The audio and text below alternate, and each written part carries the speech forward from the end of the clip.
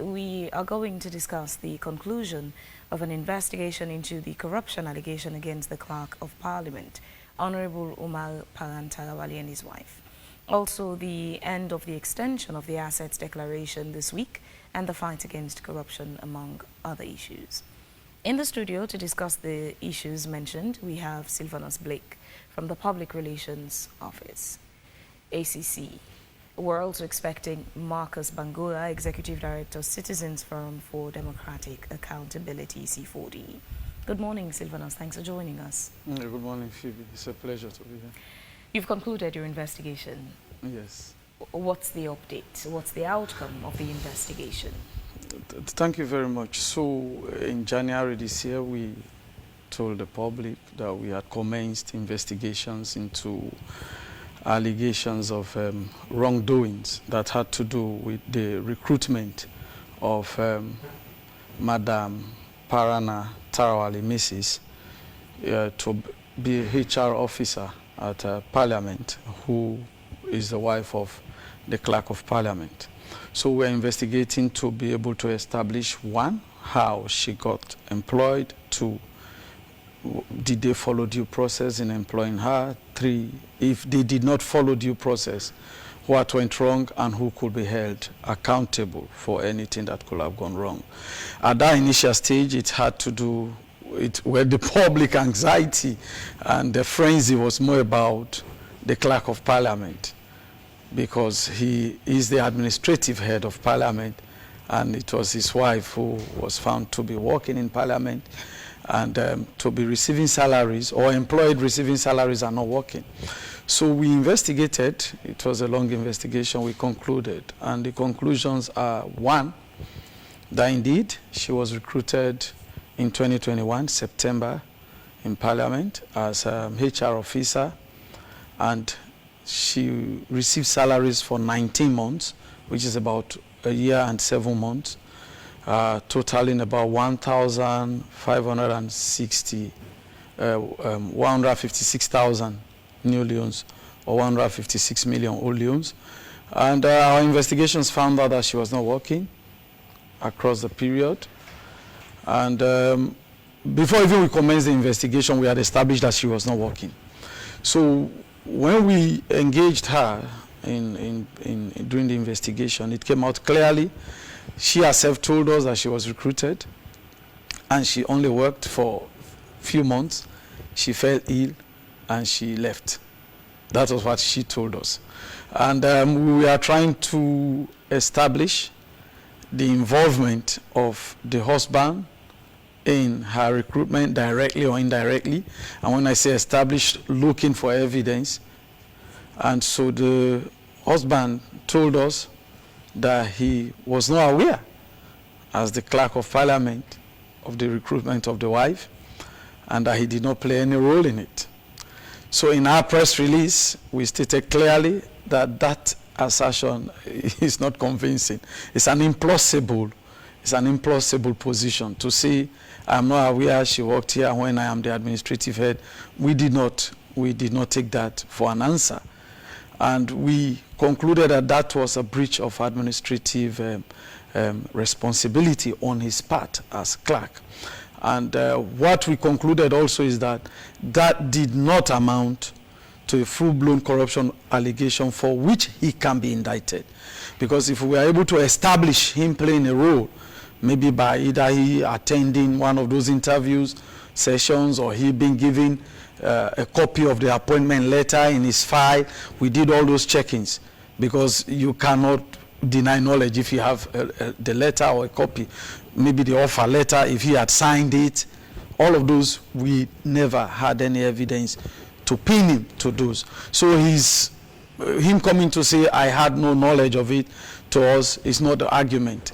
The only reason why we did not prove an indictment is because we did not find a conclusive evidence. And be it known to all of us that corruption allegations are full-blown criminal allegations, you must be able to prove, and it is beyond reasonable doubt. So our conclusion for Mr. Paran Tarawally is that his employer, who in this case happens to be the president, as provided for by Section 82 of the 1991 Constitution, our ground norm, has been informed of his administrative lapse, and he has been informed, and we expect appropriate actions from the employer, because when people employ people and they end up not doing what they have been employed to do properly, you tell the employer. The ACC does not hire, the ACC does not fire. We only ensure you don't go to work if you are indicted, and we only ensure you lose your job if you are convicted. And so in this matter, neither of those bridges were crossed. So we have referred this matter to his employer. For Madam Mrs. Tarawally, she has consented and will pay 10% of that amount, which is 156, which is about 15,000 new loans, which is what the law provides for in Section 89, subsection 1. And she has been precluded from holding any public office for a minimum of 5 years. Just confirm, she has paid back the entire amount of salary she received plus 10% interest? She paid back the entire amount of salary she received even before we went fine to the investigation. She has made an agreement to pay 15% in maximum 1 month, and this was done mid this month. So we expect the 50 million to be paid in maximum 1 month. Blake, let's take a step backward. At this juncture, one will ask, how political and economically corrupt is Sierra Leone? Or simply put, how endemic is corruption in Sierra Leone? You have to be a bit anthropologist or maybe scientific in attempting to answer those questions, and that will refer me to available data. Some of the times we sit on top of it, you know, on the face of it, to say this is a very corrupt nation, as if every wrong done in this land is corruption. But speaking from data point of view, and me being a professional, we have in this country what has been defined as corruption and what the ACC can address as corruption. And so data speaks to the fact that yes, there is corruption in this country, but the available research done, for example, the National Corruption Perception Survey, has indicated that the prevalence of corruption keeps reducing. Those research are not done by ACC, and the robustness of this nation against corruption keeps increasing. So you will have to be able, you have to be conscious with those available data by reading them, analyzing them, and then subjecting them to your own reasoning. Are we going to say because there is allegation of corruption, then this is one of the most corrupt nations on earth? Are we going to rate the whistleblowing against corruption to be an indication that we have more corruption, or rate our response to incidences of corruption? So you have to take both into consideration. Yes, as a nation, we have had a more resilient and trigger-happy public to raise their voices against corruption. You know, encouraged, rightly so, and given the platform by a very, very flat media landscape, where anybody can say what they feel that is corruption, complain, make concerns known. It never used to be like this. The platforms never existed. AOIV is not a very old media. Many powerful media outlets are not very old. The social media never existed. Mobile technology was not here before, and then corruption was there. So because more people are reporting corruption, it's not safe to say we have more corruption now. What were the avenues before the establishment of ACC to report corruption? We are just 24 years old as a commission. So it could have been happening. In fact, it was even more endemic, more rampant, and the impunity thing was there. Never in the history of this country have we investigated, for example, the clerk of parliament, the whole parliament, office of the first lady, ministers, executive directors. So I will prefer to say safely, Samuel, that we have a nation that is grappling with corruption, but then that is willing to confront it.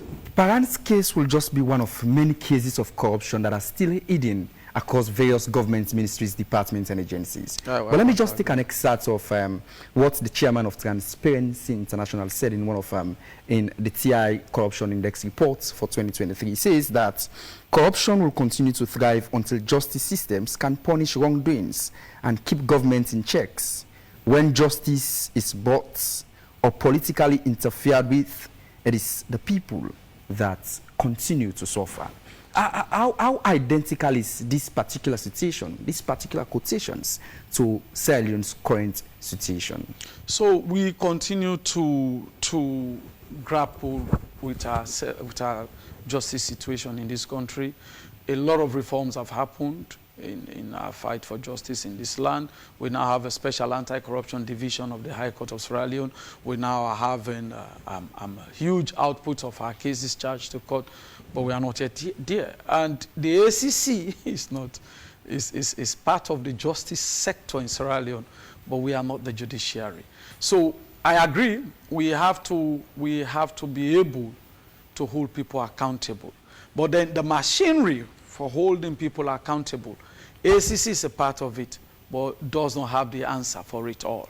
For example, you cited that the instance we investigated and concluded and held people accountable, and it hasn't ended that. We are going to work with the House of Parliament, the Parliamentary Service Commission, to ensure their HR system is properly audited with our Systems and Processes Review Department. That is how far we can go. Those instances of corruption that are happening that we don't know, how can we know? The angels in heaven and the demon, Satan and his cohorts, are not responsible for corruption in Sierra Leone. They are not. If there's a way to talk to Satan now, he will tell you, I'm not part of it. It is Sierra Leoneans who are entrusted with public duty and are conscious that this is what I should be doing and I should not be doing this, who are perpetrating corruption. And it is not secret. No one. Most of the instances we investigate are conspiracy. 2 or more people coming together to commit these frauds. If we don't know, and those who know don't come telling us, it will be tough. That is why sometimes, on the face of it, you think it is happening and nothing is being done. Who actually knows? The ACC is not operating rocket science. It's as normal as the police. We get intelligence, we process it. We watch your programs, we follow your media stories.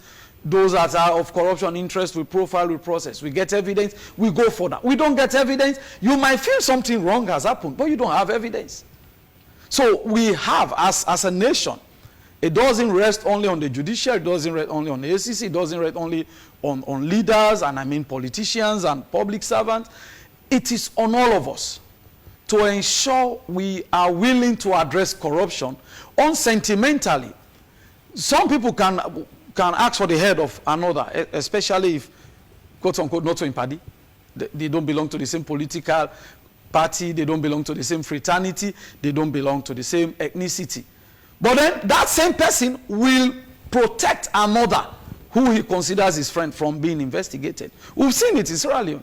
So until those constructions are deconstructed, when we call people to answer questions, let us allow them answer questions. And the question answering aspect of it was still on assets declaration, which should end this week, correct? Yeah. What's been the compliance rate thus far as it's wrapping up this week? I have seen a frenzied outpouring of public officers to our office since we made the press release on June 4th. That June 30th is the final deadline. And I personally engaged with the People's Commissioner that after June 30th, he said, Blake, we can't go beyond June 30th. We are not going to be held back. The law is March 31st every 2 years. And the same law provides for the Commissioner to extend where he thinks necessary. And this final extension was because many people had problem with their national identification numbers. When you want to enter those numbers, the characters are both letters and figures. So there must be a figure in your name. So many will enter it and they will enter all for letters and it won't work. And many are doing it, it won't work. The system gets clogged, they don't declare. So we thought it wise to give them a second option, which is now your passport number. So if you're having challenges with your name, you use your passport. And I think that was a reason for the Commissioner to extend, and all thanks to him and the management at the ACC. And the news is after Sunday, which is the 30th, the portal will be closed. We will come out with a definite data on how many declared and how many did not declare. As we sit here, before June 4th, we sent letters to all MDAs in this country listing their personnel who had not declared onto June 4th. So if they don't declare onto June 30th, at the click of the button, we can know. And we'll move for one their salaries will be withheld for a minimum of 1 month. If they don't still declare, that is, if the commissioner pleases to order for the reopening of the portal, then they can be suspended, and then finally they can be terminated. And if not? If they don't declare, they have already defaulted. They can be terminated. And the repercussion stops at just 1 month? Salary withheld? No. The second month you'll be suspended from work. So now no salary, I'm not going to work. And the third month you'll be terminated. What's the criteria for asset declaration? Who are the people qualified to declare assets? So every public officer at grade 7 and upwards, and most of us in public office or public service are in grades, and those in ranks, officer and beyond, they must declare. And those who are not in that category, grade or rank, but you are taking decisions on utilization of resources in your office, you must declare. Or you are a revenue officer. So for example, accountants, procurement persons, those who serve in those gatekeeping roles, those who take decisions on what amount goes here, what amount goes there. We don't need to know your job description. As long as you are a decision maker or taker that has to do with public resources, you must declare. And I want to say, Phoebe, at this stage, they all know. Even those who just recruited this year, they know. Because now a kind of HR responsibility on employers. Once they recruit you, they tell you, go and declare your asset with the ACC. So if you are not in that category, they won't tell you. If you're in the category, they will tell you, because we have IMCs in all of these MDAs who've told them who falls in that category. So once you are coming in, the HR department and your employer knows if you are qualified to declare. So coming back to say, I didn't know, it will not work. We now centrally place is the declaration process. Yes. But coming back to the issue of Parliament, commonsensically, my uncle in Dodo Kotuma will tell you that it is not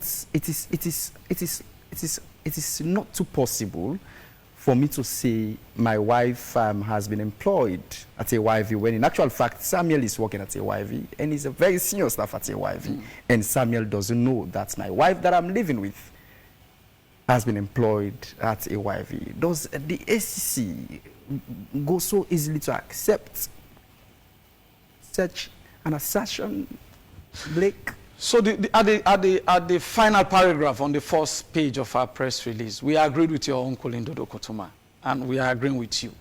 That is impossible. It's an implausible argument. It's not an argument you can add. It doesn't add up, like we will say. It doesn't make up. 19 months is not 19 days. So we rejected that flat. But does that qualify for criminality as it were in the Anti-Corruption Act? That is the challenge.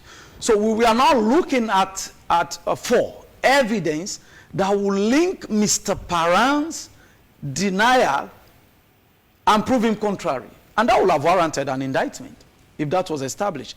Say, for example, we all know how people are recruited. She was given an offer letter. That was not signed by the clerk. Neither was a copy kept in the files we reviewed. If we had seen the copy, that was enough notification. Whether it was signed by him, but as administrative head, he must have been informed. So we are looking for an official information. Secondly, meetings are held, shortlisting and interview sessions, and we attend these meetings, we sign attendance registers. If Mr. Paran Tarawally would have attended one of these events and signed an attendance register, that was going to be an instructive evidence. Thirdly, we spoke to people in the HR department. Some are not even in Parliament again. They had left, either they were dismissed. A lot had happened at Parliament before we commenced our investigation with regards personnel management and all. That is the more reason we are going to do a systems review on their HR policies. If one of those people could have told us that he knew, that was going to be different. At least we're going to have one witness to testify against him. But once he said he did not know, it will not add up. But then there is nothing to prove that he knew, and he's denying. And there is no machine in the world today that will tell you the state of a man's mind. What I have in my head now, I'm not saying here, you can't tell Samuel, Phoebe, I cannot. But a lie detector machine can help you with that. No, we don't have here. I see it on social media. I want to believe it's a joke. A lie detector. I've seen it on social. I want to believe. But we don't have that. At least let's be safe that we don't have a lie detector. If we have and it's permissible, you know, about evidence, admissibility is critical. The evidence you can accrue, you go to court, they say no, we don't countenance it. Even the way you process your evidence. Sometimes I follow our lawyers to court, and it's interesting. Every single doubt or any single doubt goes to the advantage of the accused, especially for criminal matters. Right. So the judge will be there. You may have argued, you have valid points, but just one doubt. Because they are there, that's the bench. That's why they call them the bench. They will tell you it is better for 99 criminals to go free than for one innocent man to go spend time in jail when he's innocent. So we are 24 years in prosecuting. So when we go to court, we have to cross all those T's, dot all those I's. And that we did not find evidence pointing him that though you are denying, yes, this is it, this is that. We can't charge. I am at this juncture thinking of how disproportionately does corruption affect the poor, who then, you know, highly depend on public services. Say, for instance, persons living with disability, and the women and children. Yeah. And all of us. I'm just thinking. I think with you, sometimes that's the passion. I have stayed at the commission for 13 years now. And sometimes that's the drive. It's not one of the best places to be. Of course, public service is not the best place in this country. With all due respect to the efforts being made to make conditions better. But every personnel at the ACC is aware of how unfair corruption has been to the greater majority. It is against utilitarianism. The greater majority of mankind perish, languish, suffer because of the corruption. And a far, far insignificant minority are enjoying it. And then the bitter truth about it again, it is those of us, the greater majority, who are the victims of corruption, who sometimes are manipulated, brainwashed, you know, and intimidated into defending, protecting, and arguing for those who've been killing us. That's the bitter truth. Go to social media, monitor. Our boss, Francis Benkaifala, and the management at the ACC are one of the most insulted people in Sierra Leone. Tell me, if not for patriotism's sake, how can one of the most educated young minds in Africa choose a job where he's insulted, molested, people asking for his head, for doing nothing, just wanting to set records straight? He knows almost every influential person he has investigated in this country. He has had relationship with almost all of them before now and even now. And it takes courage to look at these people, publish their names, charge them to court, recover monies from them. It takes courage. And we do all of this, we come back into the public, and the same people who all of us together are the victims, the raw victims of corruption, instead of even just remaining ambivalent, at least let them not talk to we, but they come and say things. Even when we go to Facebook now, people will authoritatively say things they don't know. And then use it to brandish the nation bad, brandish our efforts bad. So sometimes you want to choose where you stand. You stand with the people, for the people. You take the bullets for them. You come back. Instead of them left you no more so, and they are tearing you apart. So, but again, driven by conscience. And that's the driver. For me, when I go to bed, I sleep. Conscience. I am sure we have nothing against Mr. and Mrs. Paran Tarawally to have dragged them all this while. We have had nothing against all other persons somewhere. But if you have questions to answer, excuse us. You must answer. Is this report by the Anti-Corruption Commission an epitome of unbadging those who've always wear the badge of, you know, honor for them being corrupt, Blake? We are not unbadging anybody who is honorable. They are probably removing their badges and joining dishonor. The ACC has no campaign to unbadge anybody, to discredit the merits they have earned. No, they are clean people in this country. We've investigated them and come out to say there is no case. Until tomorrow, you can go and take the records, review. There is no case. But if there is a case, sir, there is a case. And when we choose, for example, in this matter, asking for the 100% repayment of that money. She refused for 19 months, including some of her allowances, and adding a 10% interest. It's not because we want to be wicked. That's what the law says. When we did for the 8.4 or 8.6 billion for the guys at Ministry of Finance and SLRA, we had nothing against them. When we stopped them from taking public office, it is just the law. We are still meeting those guys in the public today, interacting with them. But somebody has to take up this job. Somebody has to do it. So when the law falls on people, let them don't take it as they are being debadged, in your words. Actually, they drop the badge themselves. Because when the day you start forging the papers, taking monies that don't belong to you, it doesn't matter what you are going to do with those monies. It's the day you chose dishonor against honor. So when we follow through to now hold you accountable, we are actually doing the honorable thing for this nation. So, Blake, just a recap, just to echo penalties for defaulters of the just concluded asset declaration process. What are the penalties for those who default? Thank you very much. Well, yeah, officially concluded. The second deadline actually elapses on Sunday. Yes, so if they don't declare as at 1st July, we will notify the Ministry of Finance to withhold their salaries. And if that extends on to August, they will be suspended from work. And by September, they can be terminated. So, and this does not apply to persons whose removal from office is prescribed by, for example, the Constitution or some statute. We will have to refer to those laws. But for the greater majority of those of us, and this is for more than 90-something% of all public officers, we can ask for your termination. It will happen. We started it last year. By December, some people's salary were withheld. And we believe those who will still not want to, remember, like Fabian asked, it was to have ended 31st of March this year. We extended it first. I was brought to this same studio. We discussed, and you guys asked, what if they don't? And another grace period came because of technical glitches on the way. So if people cannot still take advantage of 6 months to declare, I believe they don't want to.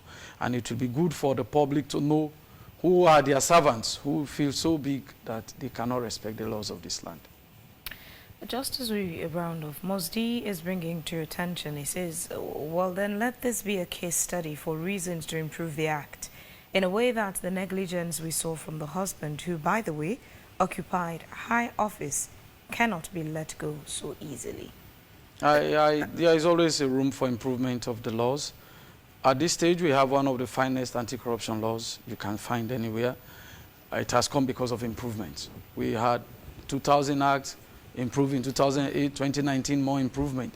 So there is always a room for improvement. We are never averse to improvement, but the processes that will lead to amendments of those laws are completely in the jurisdiction of Parliament. So when we see an opportunity, in 2019, when Francis Benkefala came in 2018, we saw an opportunity. We leverage on it heavily to have some of these improvements we have seen today. So it's still a learning process. I agree with you. I think Mosdi seem very interested in the topic. He says, for the risk of not wanting to involve in people's personal lives.